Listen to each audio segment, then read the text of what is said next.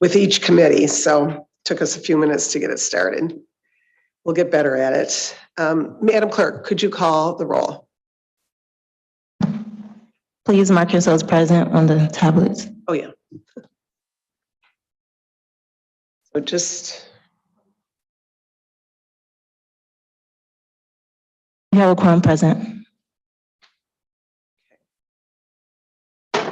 all right, next item. B, Chairwoman's remarks. I have no remarks at this time. Thank you. Next item. C, approval of the January 10th, 2022 meeting minutes. Everybody looked at the minutes? We have an approval and support. Any questions, changes? All those in favor say aye. Aye. Any opposed? Any abstentions? Motion passes. Next item. D, unfinished business. There is none listed. Okay, next item.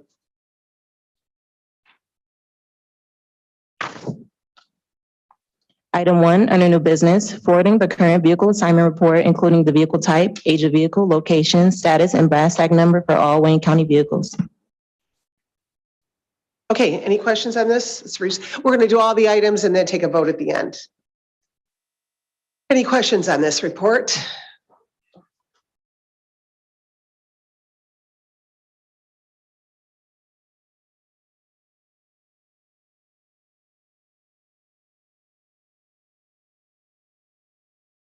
Excuse me for a minute.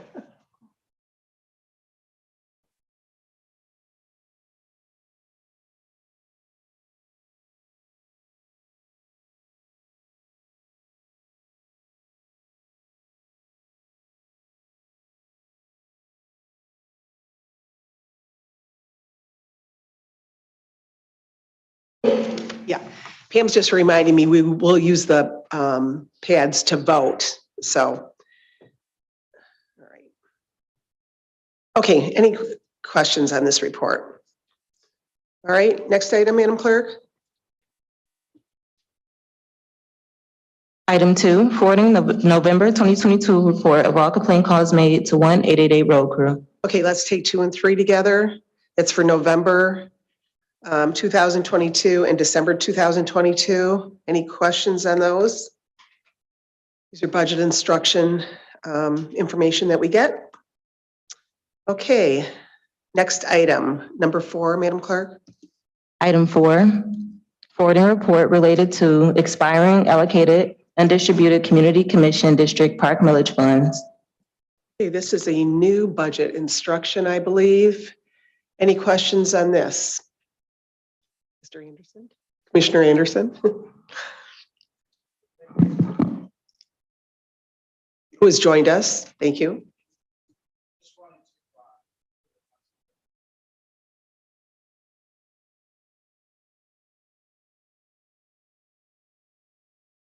Is my mic on? There we go.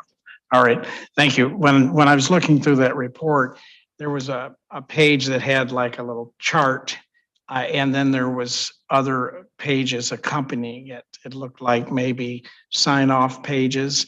And what I was trying to find out is if that first page, it appeared as though there were only 2 communities. Is that correct? Chair, Commissioner Marecki, Alicia Bradford, DPS Parks Director, Commissioner Anderson. I'm not sure of what was submitted. I know there's a transmittal letter that is submitted as well, but my report detailed out 3 communities that had a, 2 communities that had an expiration of their agreement. One was Sumter Township and one was the city of Taylor. So what was included was the amount, the district, and the project description. Because I thought I understood that, but I didn't understand all the accompanying sheets that went with it, what we were given or what was online or what we were provided. Through the chair, I'm not certain what else was completed. It may have been just the way it was formatted. Something may have carried over to another page, but it did just have the community, the district, the amount, and a description of the project that was not being completed because the IGA had expired. That's all I needed was just the ones, which cities were included. That's all. All right, thank you. Thank you. Thank you. Thanks. Next item.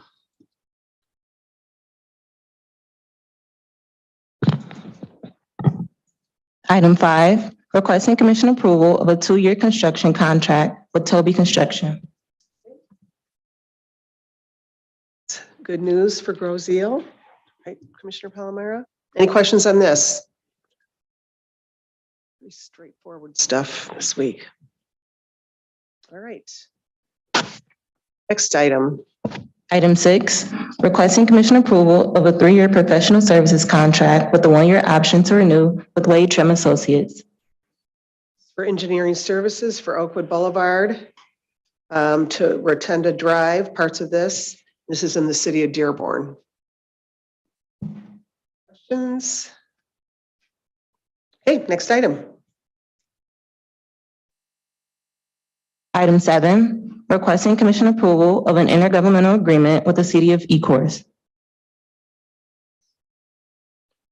This is to relocate storm sewer and sanitary sewer equipment during the Southfield Road Bridge project in the city of Ecorse.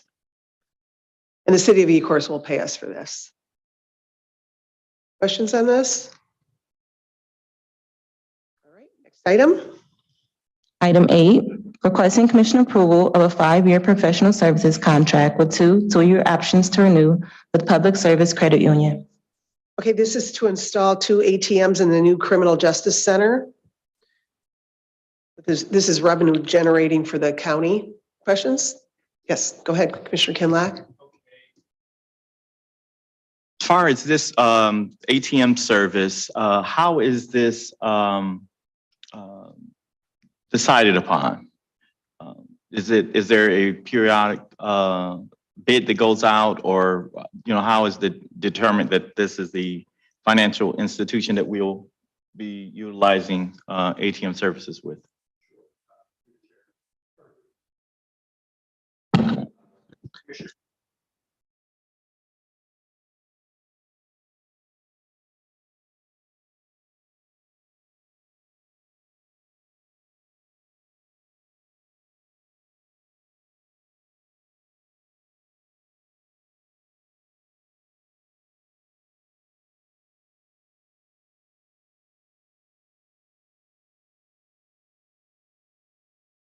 Thank you. Thank you. Any other questions? And you know what, I forgot, we have the request to speak, which I wasn't even looking at. I forgot as So, well. Yeah. Right. This is gonna take us a while. We've been doing this for too many years the other way. Just yelling out. Okay, any other requests to ask a question? All right, seeing none, thank you. All right, next item. Moving to the addenda, item 10.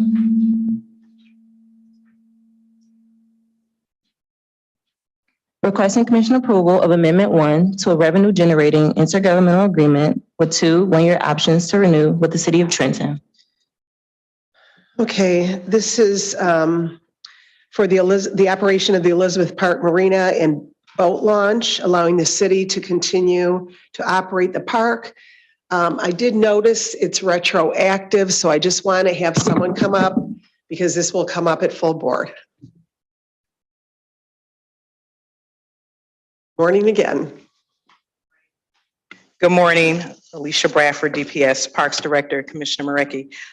The reason why this is retroactive, we had a number of iterations that we had to send back to the city of Trenton based on our commission council, in particular wording, and our corporation council. In doing so, and so in that we actually had started working on that the earlier part of 2022.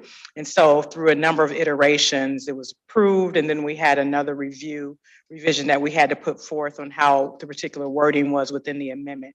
So the reason why it is retroactive being presented at this point in time, but we needed to move forward with the continuation of the operation of the marina for those, those users for us, and potential revenue in order for us to require for that operations. Any questions? Yes, Commissioner Kinlack. Yes, Madam Chair, I used the button to make the motion, but I'm also going to ask, I'm going to make this motion, but I'm going to also ask that at full board, that Commissioner Basham be the maker of this motion. Sounds good to me. Right, you might not get any pushback on that one That's from what I'm for saying, this right, one. That's absolutely, right. right. Yeah, maybe we won't even hear that word Absolutely, that's retroactive. right, yeah. Thank you. Thank you. Okay. Any other questions on this one? All right. We are at the end of our agenda. So we have a motion by Commissioner Kinlock to approve the agenda going forward to full board, and a second by Commissioner Haddis. So now we all vote.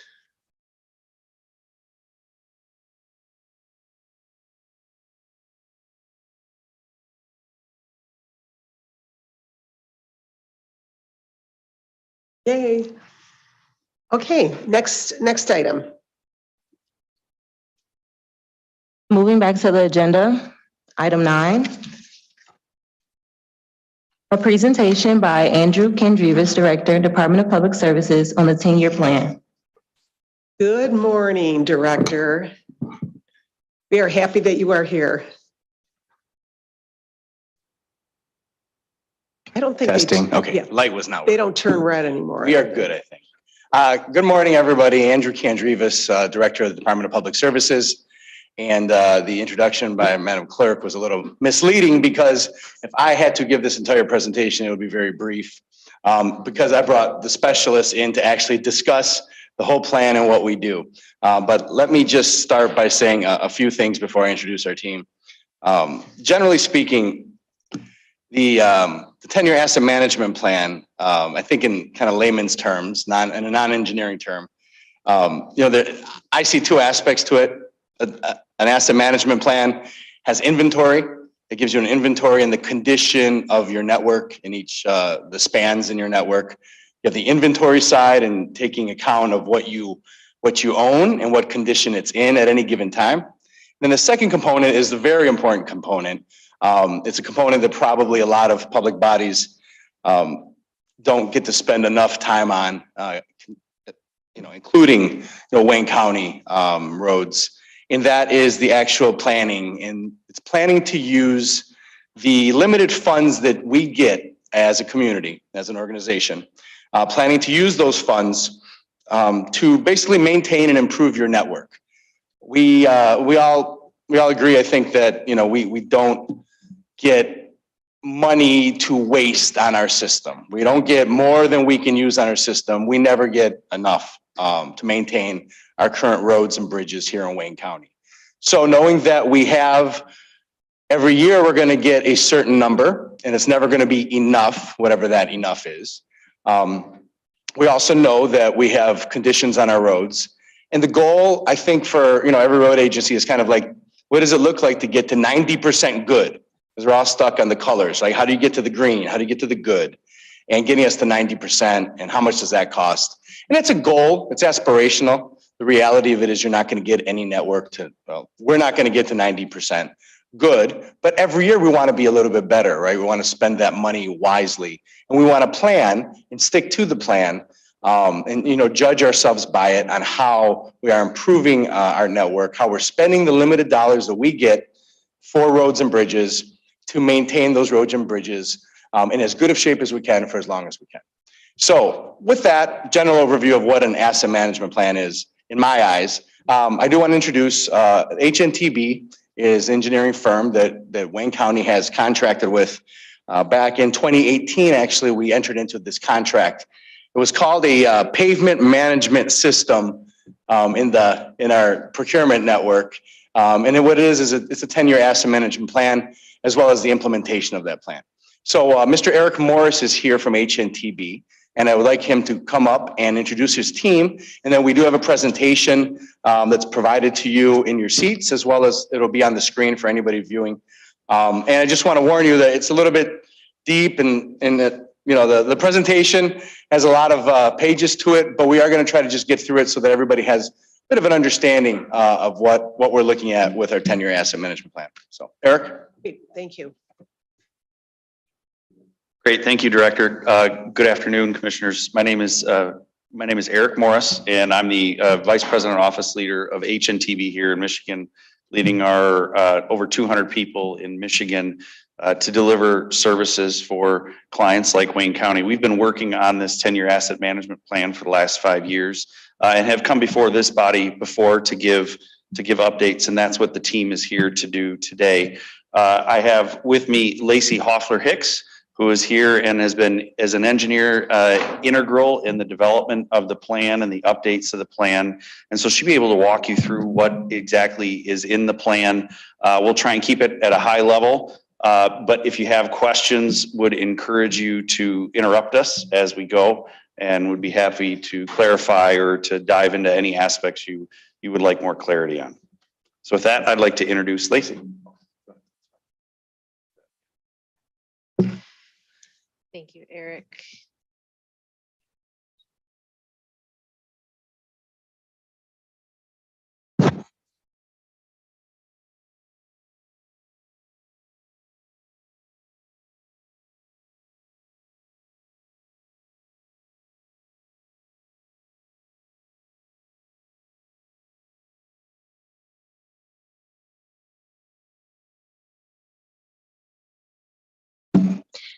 Thank you, Director Kandrivas and Eric, and thank you for having me here. So as mentioned, I'll give a brief overview. There's a lot of details on some of the slides that are for your reference. If you have a question on it, feel free to ask. I won't dig into all the tiny details on them.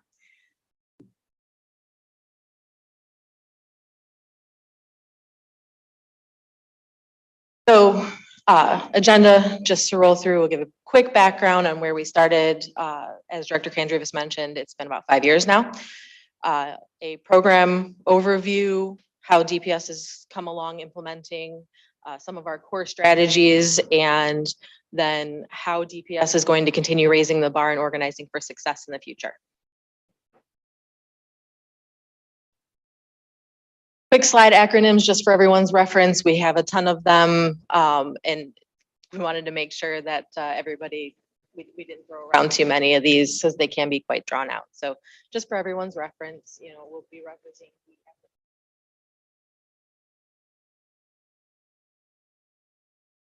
In 2018, Public Act 325 required that all agencies with more than 100 lane miles of roadway submit an asset management plan within a time frame between 2020 and 2022. Wayne County was in the first round. But one of the things that is great about Wayne County and DPS's advancement towards this is we didn't just follow what the act stated, the minimum guidelines. We reached above and beyond and included a 5 to 10 year program instead of the 3 that are required. We also captured the fact that Wayne County has these unique assets in the Big Bridge program, which talk about your large scale structures. And we also have the framework for signals and culverts. As Director Kandrivas mentioned, the asset management plan, it's a guide. It has not only the CIP, which Commission sees regularly, but it identifies your funding sources, the gap between what you need and where you're trying to go. Yes. Hold you for 1 minute. Your mic keeps going in and out. Can you just put it, I don't know if it's the mic or. Is that better? We'll see. Hopefully. All right. Sorry about that. No, it's not your fault. So one of the key aspects of an asset management plan is that it's not just a document on a shelf. It aligns staff, it helps guide everyone towards a common goal, and it optimizes, it makes best use of the assets that you do have. And it also is a measure for transparency and accountability within the groups and with the public. So accomplishments to date, where we've come, we started with a baseline report. We've presented most of these to Commission, happy to provide copies if requested. But where it landed us was submitting our first full asset management plan in 2020 ahead of the guideline or ahead of the required time frame. And one of the key accomplishments of that is developing an integrated CIP that included not just the CIP list that Commission sees from engineering, but it also included a CIP plan for the roads maintenance division.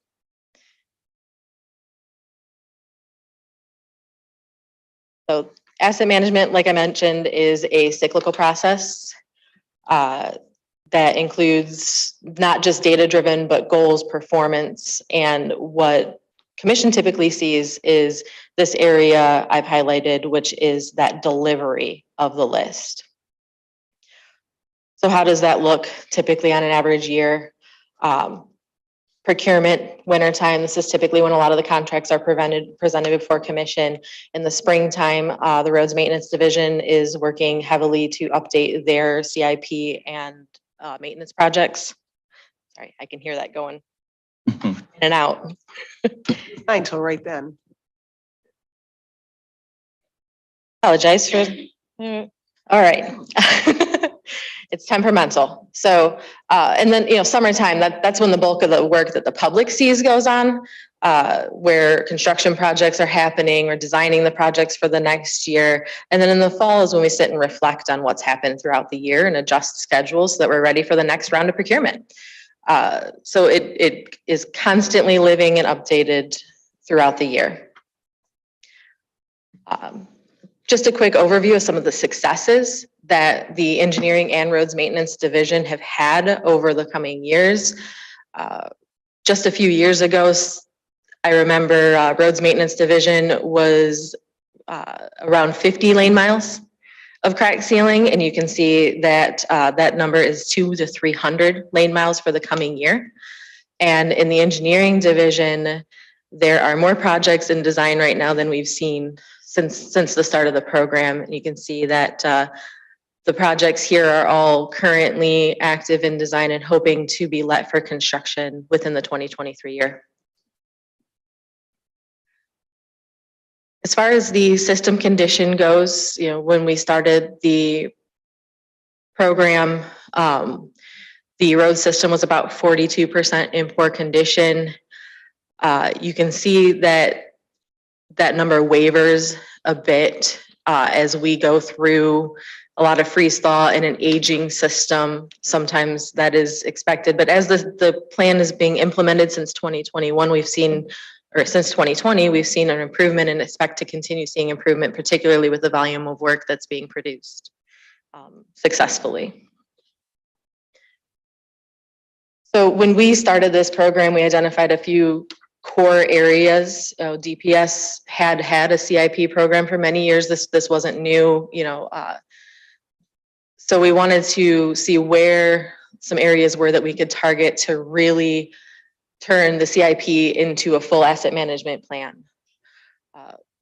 One of those is a rolling planned investment that reached 5 years. It was the largest captured and listed investment. Some of this is represented by the additional gas tax funds that were coming downstream right as we were implementing this. But it also was a formal capture of maintenance, which hadn't been done previously as a part in recognizing roads maintenance as a part of the CIP.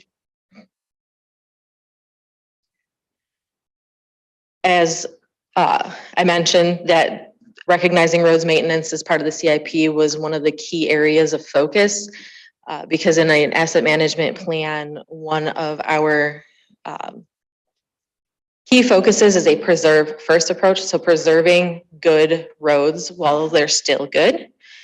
And as you can see here, just an example bridge using the estimating numbers that the engineering division uses, you are more than 5 times more expensive to replace it than you are to maintain it.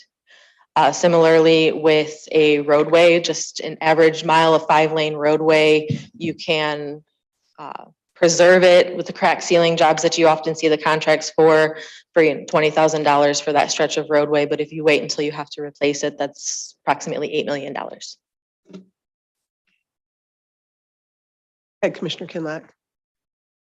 Yes, as an example, you have the Grosse Hill Bridge, the public bridge that was down for a while, and constantly residents in the area are raised concerns, and you have a number of other bridges in which in a county that may be of need emergency attention, and the county is actually working towards that.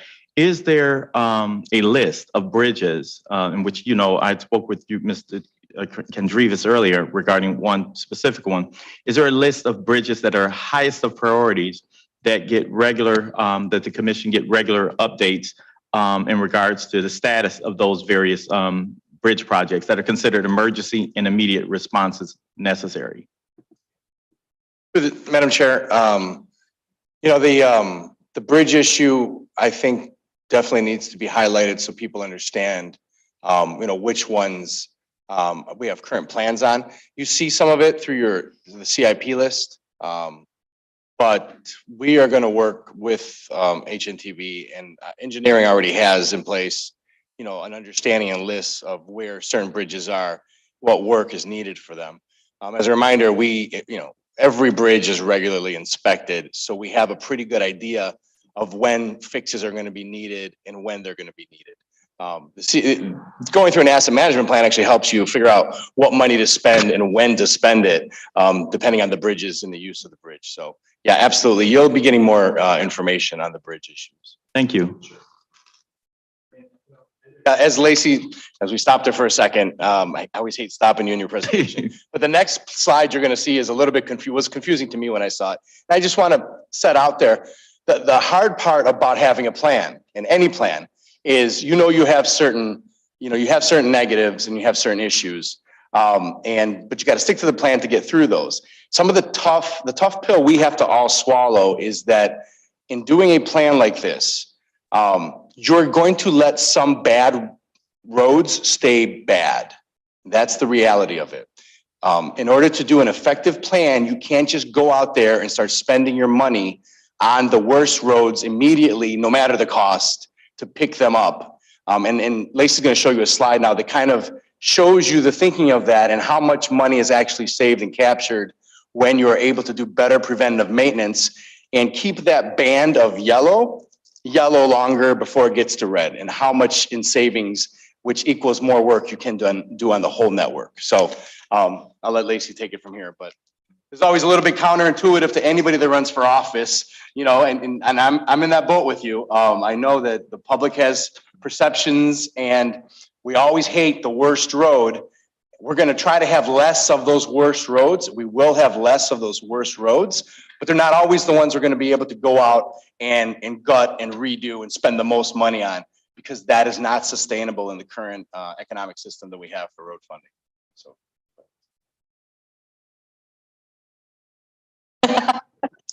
All right, so the preserve first approach.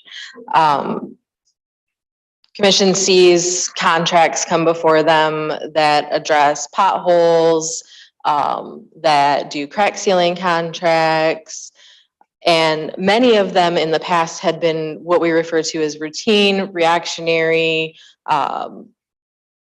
and really emergency type maintenances, right? So they're potholes, they're safety, and you're really typically doing them in that very poor. You're in that last bit of the lifespan and just trying to make sure that the roadways are safe. Now, the safety is definitely important, and we want to ensure that the roadways are safe, but there can be times in which spending only pennies on the dollar early on, you can maintain a large network for the money that you would otherwise be spending on, say, one roadway. And when we only focus on the very bottom with limited resources, what we do is we wait for the roadways at the top to come down to the bottom.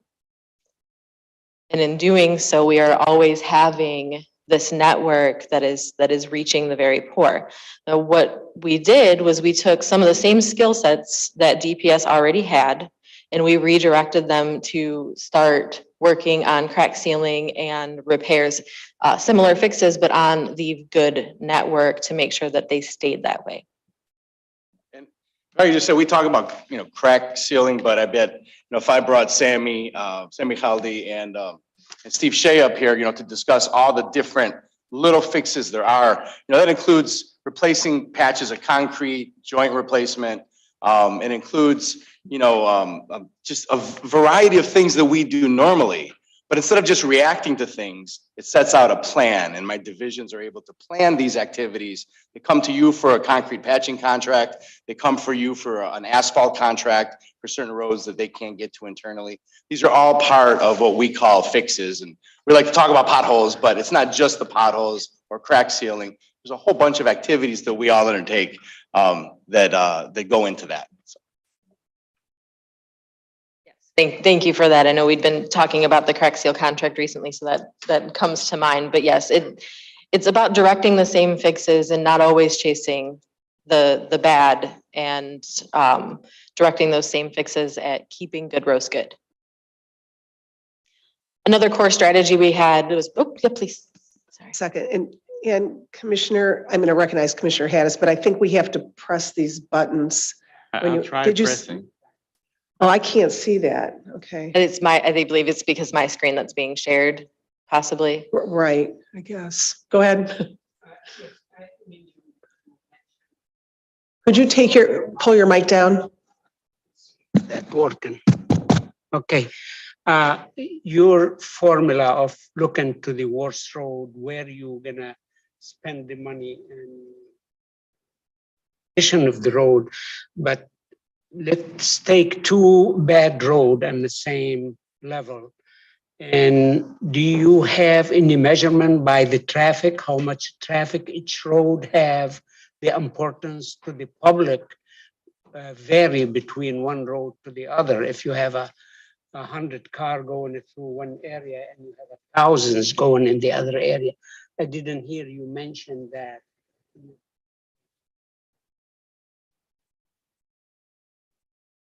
When we review the potential candidates, so the roadways that are eligible for various types of work, we sit in a cross-divisional group with leaders from roads maintenance and from the engineering group. And we do have metrics such as traffic, but we also map them. We look at the communities, we look at the corridors for potential traffic impacts, and we make sure that what we're doing is the best for the community, and it is that more highly traveled segment. We opt for those first.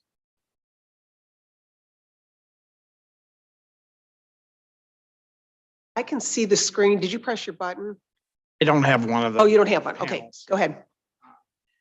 Thank you. I just wanted to ask a couple of questions. I know it was mentioned about scheduling and how you determine that. What type of contract or warranties do we require in our contracts for the work that's being done?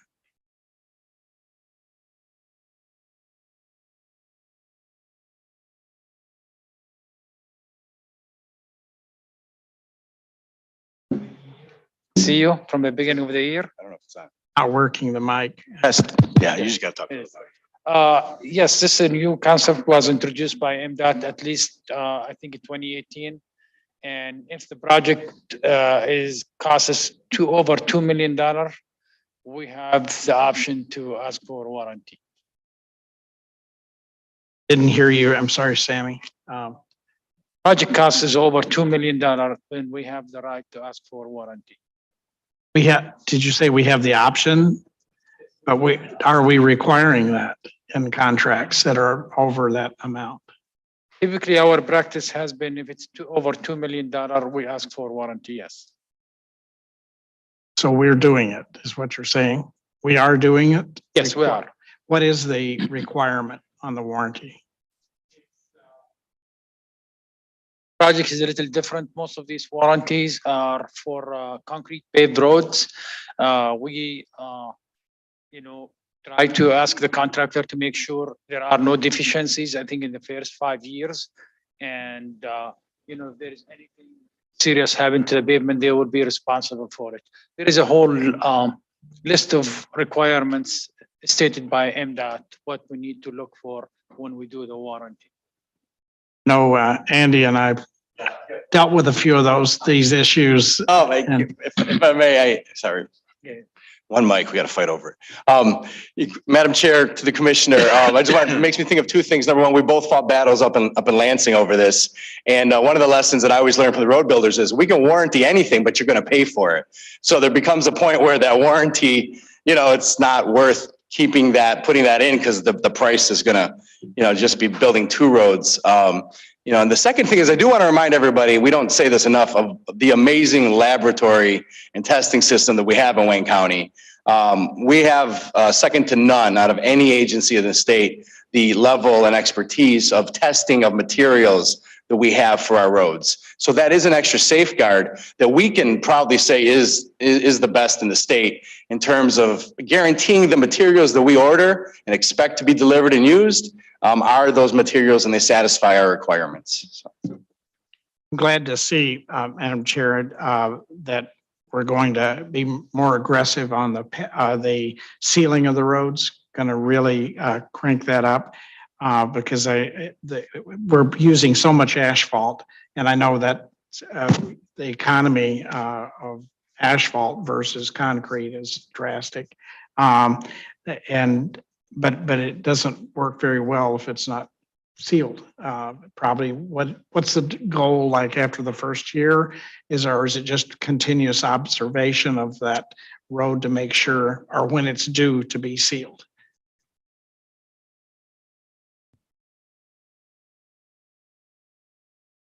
Trying to spread the love here. We have Steve Shea, our Director of Roads Maintenance, who can probably talk about, Steve, what goes into the crack sealing, and we're ramping that up. And if you can come and just, so the Commissioner is wondering, ramping up crack sealing, what are we looking at and how are we going about that? So good morning, Commissioners. Steve Shea here. So with respect to the crack sealing, it's basically hot rubber mixture slurry. It's got both aggregate and coal tar emulsion, and that's gets injected into the road to seal the cracks off to extend the lifespan of the pavement. So what we do is part of our 10-year asset management plan. We usually get a list from them as well as our own, and then we basically gauge, to preserve the fair and good road pavement. We select those roads accordingly, and you see, like for example, the newly paved roads that we just did here within the last 2-3 years. These would be a perfect candidate to have them crack sealed and to preserve the lifespan of the pavement. So there's a process or that which roads you're going to be checking close and at what age of that pavement, and probably depending on where it's at too and what's under the base. And I know there's other calculations probably, but I know that's the critical thing too. I think to try to make sure that they're checked on a fairly recent or regular basis. And do we have a scale or a gauge that we'll be able to look at and say, okay, what are we, how close are we getting to the good on all the roads? And I know, as the director said, that it's going to be, we're probably never going to get to where every road is in good condition. But we certainly want to try to keep as many out of the poor condition as we can once we are fully implemented in this 10-year plan. There is the what we call PACER rating, and it is a surface evaluation of a roadway, and 50% of Wayne County's roadway system is evaluated every year. That's done in conjunction with MDOT and SEMCOG. And that tells us there's a manual for degrees of cracking, degrees of potholes that determine what that rating scale is.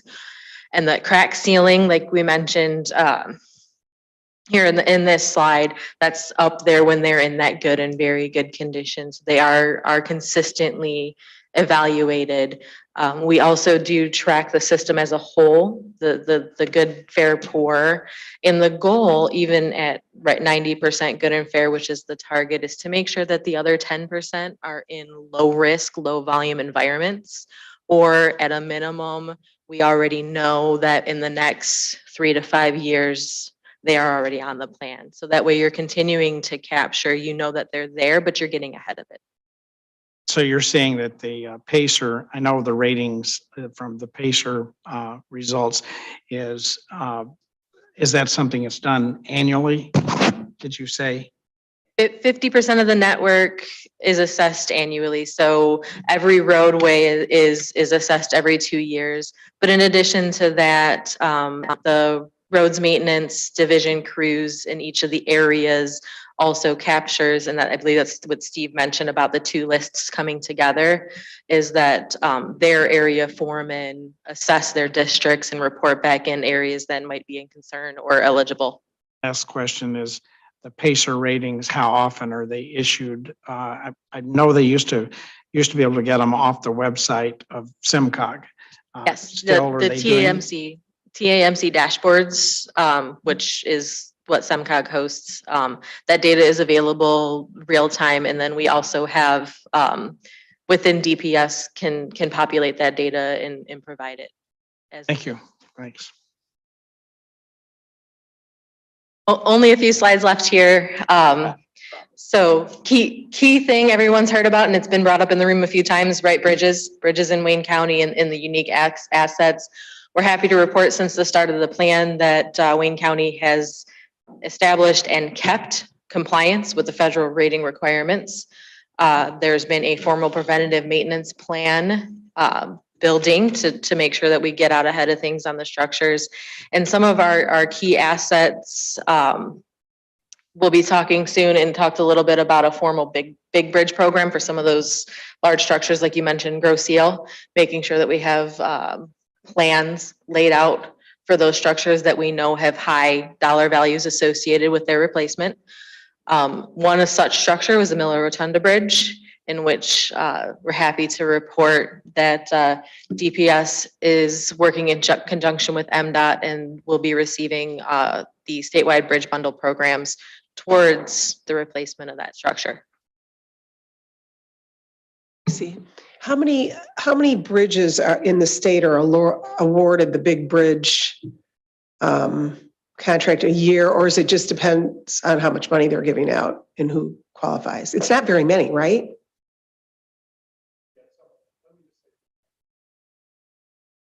We call it the Big Bridge Program. I don't know that the state uses that very specific terminology. We should call it we should call it the budget busting bridges is what we should call it. You know, these are, I think we have 11 of them, 10 or 11 on our list, you know, the replacement of which basically is all of the money for 1 year plus. You know, not all of them. I'll give you an example. One that's on that list, you know, Commissioner Palomera is not here, but you know, the West Road Bridge in Trenton is something that we're focused on that's going to need replacement. And we're currently working on the design of that. It's totally open, it's totally safe, it's not load rated, it's not restricted, but we know the replacement of that bridge, because of the complexities, is going to be so expensive that we need to plan that out well in advance when we can. Other bridges, we don't always get the forewarning that there's going to be something wrong with it. We do the regular inspections, but you know, things do happen with really old structures, and many of the bridges in that big bridge list are very old structures. The Grosse Ile Parkway Bridge, which is the name that we use for what other people might call the free bridge or the public bridge. We call it the Grosse Ile Parkway Bridge. You know, that was built, the base of it is well over 100 years old. So, but when we go out for these awards, try to chase these grants, we focus on those bridges. I can't say that necessarily there are grant programs that focus on just that. There are some that focus on expensive bridges. We have the most expensive bridges. So it's tough to compare us with a lot of other agencies. Okay, I thought they actually had a program. Yeah, they do, but what did targeted. they have the big bridge bundling? What was the threshold for that? So the bridge bundle program is something that the legislature added funding to. So the Michigan DOT started a pilot project a few years ago with a small number of bridges, and then the legislature allocated and appropriated funds to fund additional bridges as part of that.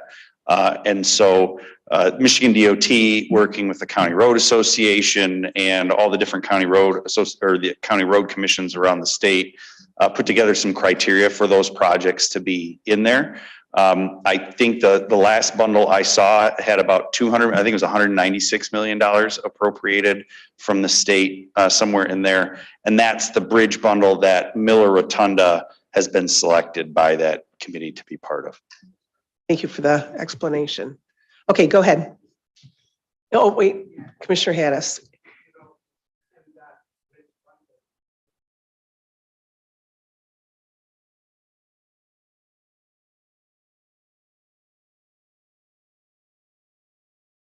The selection of the bridges, so the program was set up by the appropriators, and then MDOT working with the various road commissions and departments of roads around the state determined which bridges based on condition and traffic and economic importance were included as part of that. And so Miller Rotunda, that bridge specifically was selected for that project. So my understanding is that it's that bridge that is moving forward. Yeah.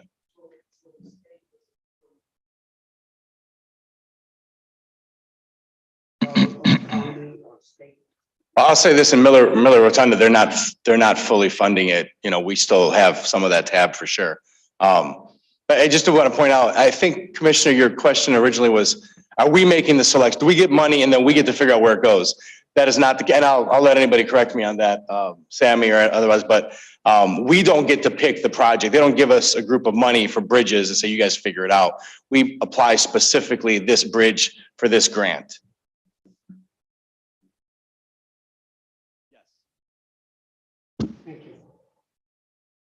Let's just try something. Will you press a request to speak? Now I can see another. Yep. Okay, Commissioner Kidlock, just want to make sure it's.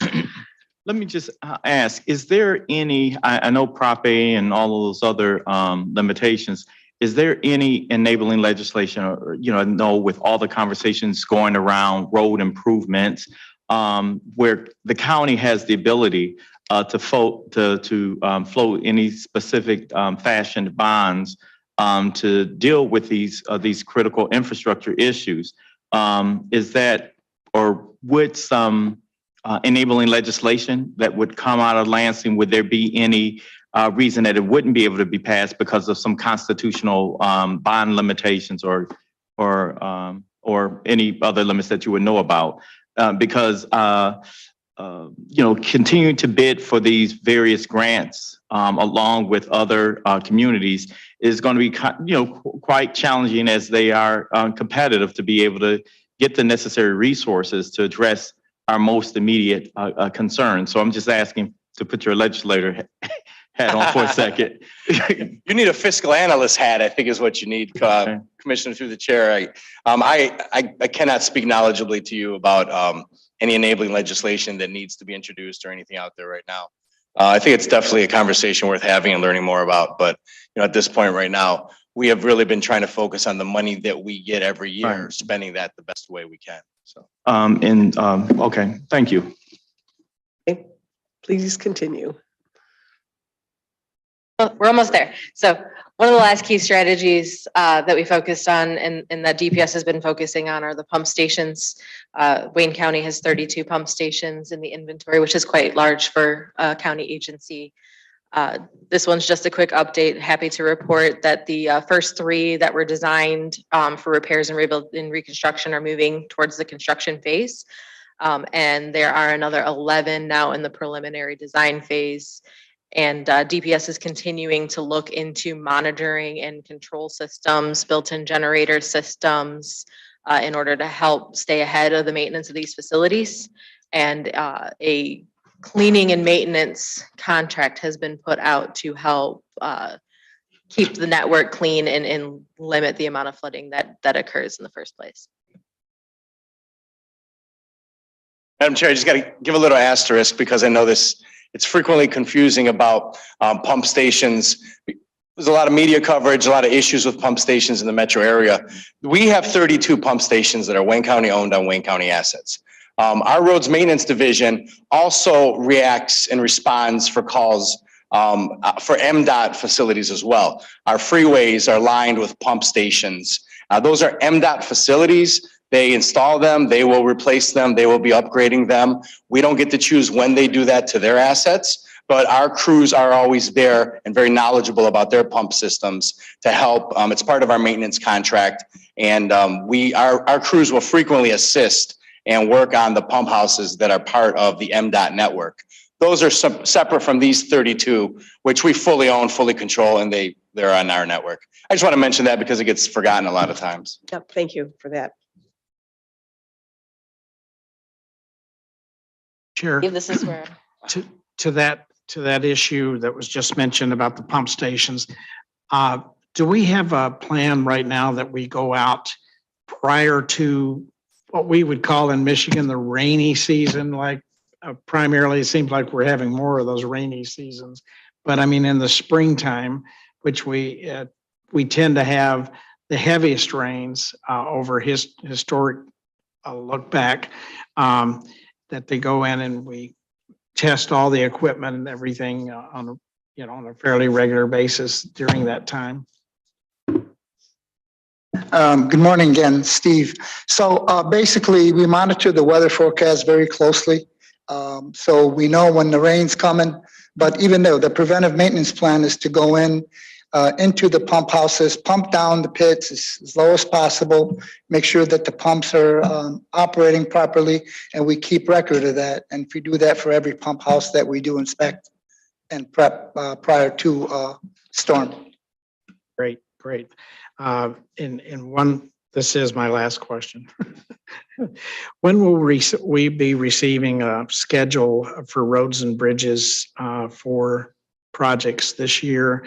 And I think it's usually just 1 year that we're not part of the FAC committee meeting. And were all those FAC projects that were on the agenda, were any of those taken off? Or are those all as were presented in December? Has there been any that have been removed, or are they all as approved?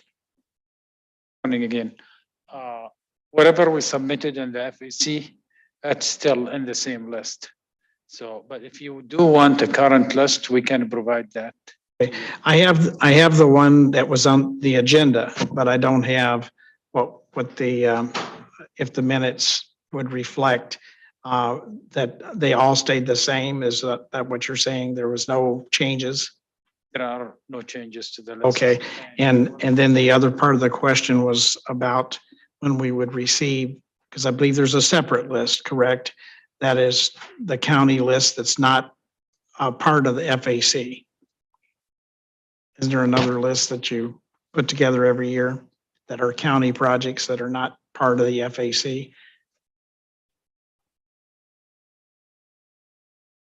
I can't hear you. I'm sorry. The county funded projects, we usually attach it to the list of exhibits that we introduce at the FAC.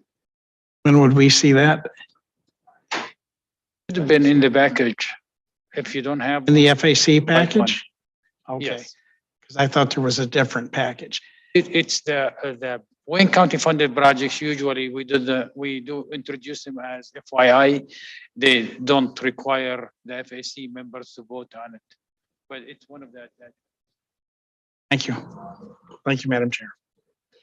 Commissioner Palomero. Thank you, Madam Chair. Is the county involved?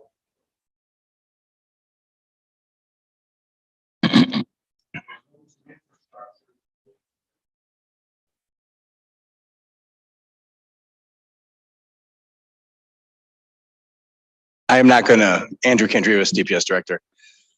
If it involves a road of ours, it involves us, but I have not had any discussions about any of that. So I read the article as you did. I know we're running up against it. If we just have like 30 seconds, I think. No It's like the next problem. step, so. No problem.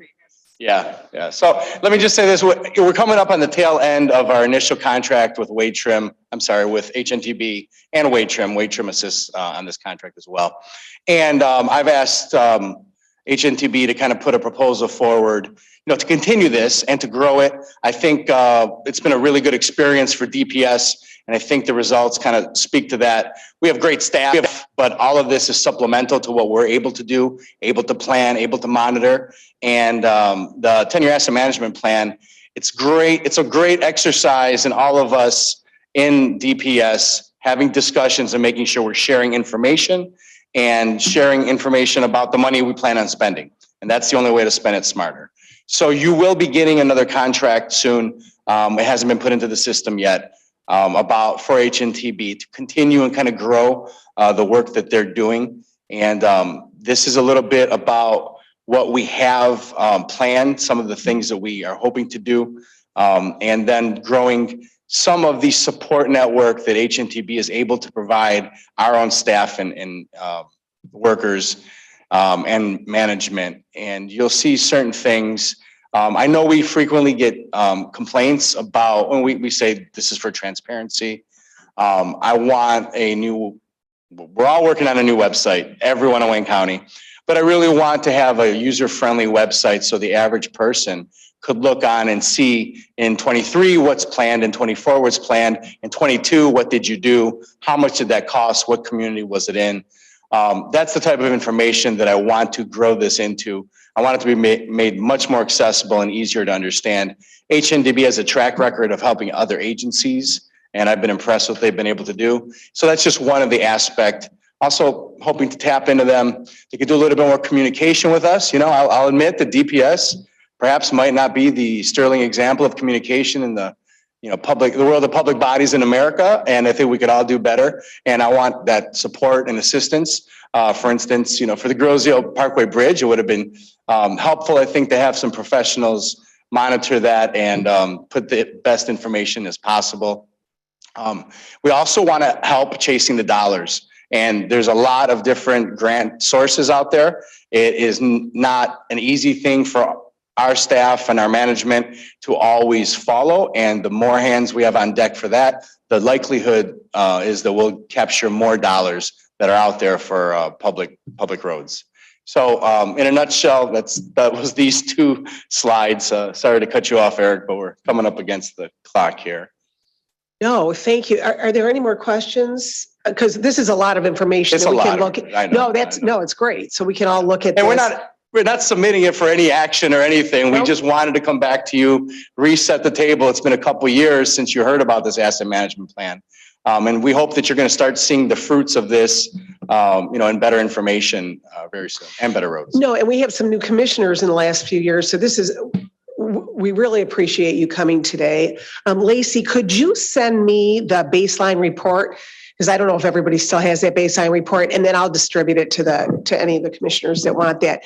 But this has been very helpful, in my opinion. And there's a lot of information that we can look at after your presentation. So thank you very much for being here today. It sounds like a lot of progress has been done since you guys started to come on board with this. It seems like ages ago Right, pre-COVID. pre-COVID, so that we approved the contract. So thank you very much. Any more questions before the group leaves? All right, thank you for your time. Oh, Commissioner Hillard. They will be here for the next item. Please, if you could stay just for the next item. Commissioner has a question. All right, Madam Clerk, next item. For the records, Commissioner Baydoun has requested an excuse. Thank you. F, such other matters as may be properly submitted before the committee. Okay, Commissioner Kinlock has such other matters. Thank you, Madam Chair. As it relates to it, I've spoken with you regarding the Van Buren Bridge, that the timeline and the current status of addressing that closure. And so wanted to, as we mentioned, I would get an update in the meeting, but also that wanted to, in Ways and Means, to begin to talk about the funding outlets and things that you're exploring as far as trying to address that concern. To be Andrew Kandrivas, Director of Public Services. As regarded the Denton Road Bridge, which was a closure based on reports, investigations, and regular inspections, revealed issues with the bridge that required it to be immediately closed. And so it sits closed. I do not have a timeline. It's a succession of issues that, it's a bit of dominoes. We're starting on the first domino, and that's preparing to RFP for the design. The bridge would have to be designed first through the design process. And Sammy, if you could join me up here, because I don't want to ever misspeak as a non-engineer running this thing, and Sammy knows it inside and out. We'll be designing it, and we'll also be looking at different MDOT and environmental EGLE regulations. This is a bridge over water, and that always raises certain oversight. So we'll have the permitting process as well that we'll be going through. We'll have a bridge design at some point, and that's with input from the communities. It's a very old design. It's an outdated design, and we want to make something that's going to be, make residents happy going into the future. And then from that point, we will have to construct it. And it's far too soon to say when the construction will begin, when the design will complete, or putting any dates on anything. But, and Sammy, correct me, that is the sequencing of things and how they will have to take place with this bridge. Yes, one thing as it relates to the preventive measures that both the 10-year road or the management plan that we just spoke about, I definitely want to have more conversations about where we are as far as funding for preventive maintenance. Specifically, I know that you mentioned that a lot of that centers around going to the state and identifying other sources to augment, whatever resources that we have. So just want to have, from my vantage point, a clearer understanding along with the commissioners on, where is the money that we're going after? And, what are some of the things that we're immediately focused on?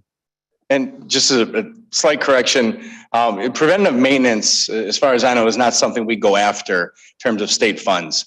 We really go after the price tags for rebuilding, rebuilding a bridge or rebuilding a road. A very expensive project is usually what is tied into grants. Okay, so I may have, mischaracterized. No, it's okay. Preventive maintenance is a very important part of it, which leads us to have less of the going after grants for these really the budget busters. Oh, yes. Okay. Thank you, Madam. Thank you. Yes, go ahead. Thank you, Madam Chair. Usually the wonderful Michelle Yancey is here in front of you discussing these things. She couldn't make it today. We do have a contract that will be in front of full board. We've asked that it receive immediate consideration. And it is a contract for supplemental pothole patching work for, we've done an RFP. We've gone out to RFP. Two firms have been selected. We are ready with one of those firms to proceed on their contract. That will be before you, I'm hoping with Madam Chair Bell's permission, that'll be before you at the next full board. And that's similar to the emergency contract that was done last year. It's for supplemental work crews to go out on demand and do potholes. And our road maintenance division quarterbacks it, tells the outside crews what roads they're going to hit on any given day. All of this is to supplement our normal activities. We'll never stop doing potholes. But this is at the end of that, that freeze thaw issue that we had last year in March. This year it's a little bit different with the temperatures we've been getting. But this will be a contract to supplement the pothole patching activities. So one of those will be before you on Thursday. Good news. Everybody's happy about that, I'm sure. We will have a subsequent one when that contract is ready. It's just, we don't want to hold one if it's ready to go for both of them to be ready. So, Thank you. thank you, Madam Chair. Thank you for that. Okay, next item. Public comments. Okay, we'll go to public comments. Each participant gets 2 minutes. Commissioners do not have back and forth dialogue with someone on public comments. And we will start in the audience here. If there's anyone that would like to address the Committee on Public Services, come on forward. Just give us your name.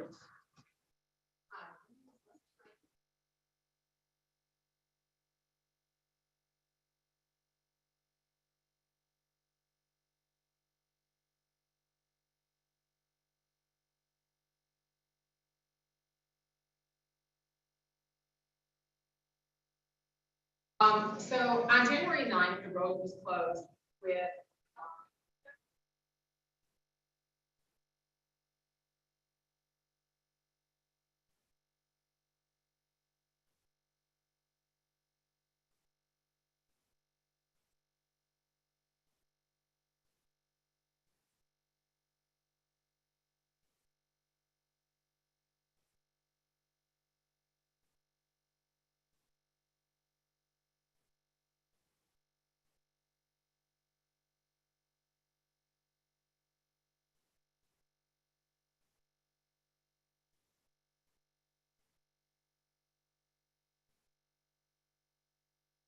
in the press release for updates on road closure.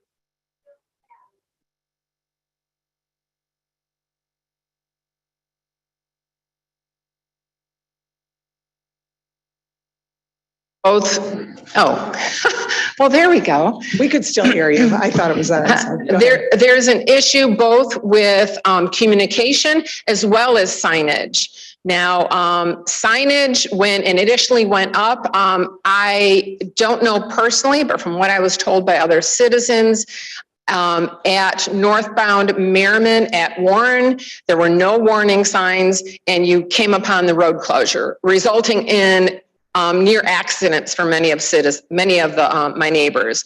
Coming southbound on Merriman Road, there was a blockade in the right lane at Joy and a blockade in the right lane at Ann Arbor Trail. There were no warning signs that this was coming up, resulting in a lot of potential traffic hazards. This is a matter of public safety and it's a matter of communication. The website may be being updated, but right now, the public safety or public service has a responsibility to its citizens to update with what you currently have now. Okay, thank you very much.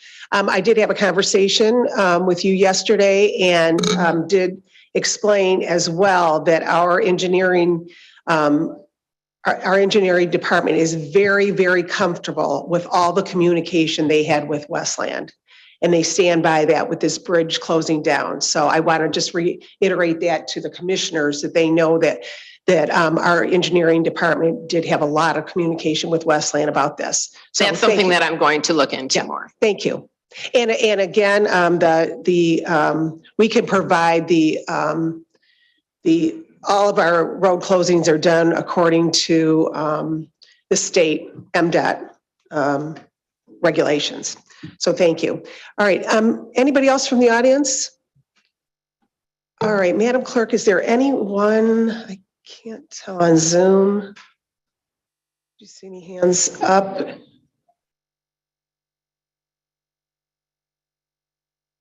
There are no hands raised on Zoom. Okay, is there anyone on the phone or anyone on Zoom that would like to address the Committee on Public Services? Okay, one more time. Anybody that would like to address us? Okay, hearing and seeing none. Next item, Madam Clerk. Adjournment. Okay. Okay, I don't know if we have to vote on that, but